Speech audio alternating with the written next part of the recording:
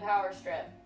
I don't know. Okay, I gotta unplug the power strip, so save everything.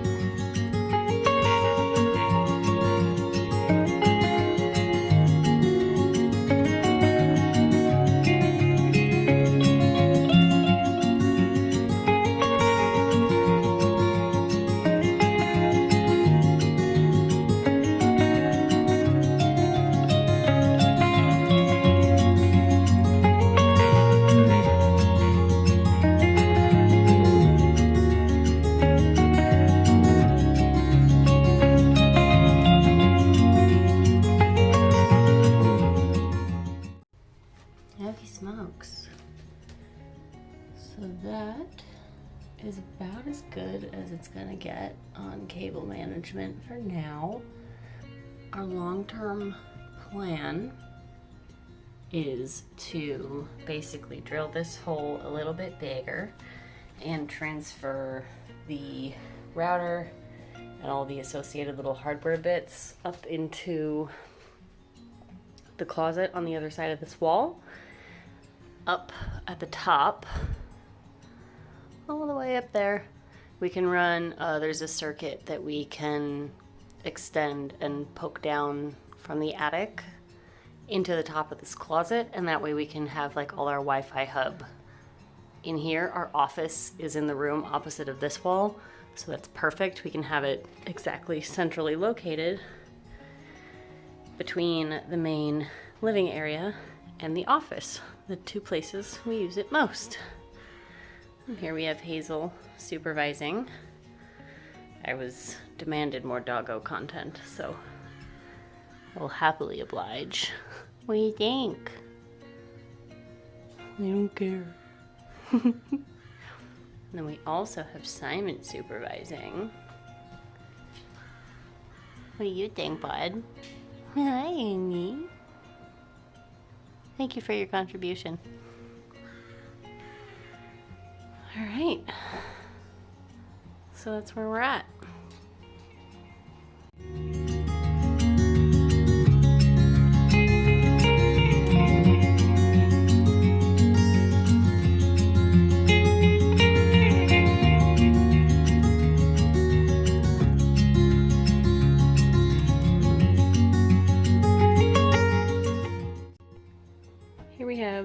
so far finished product.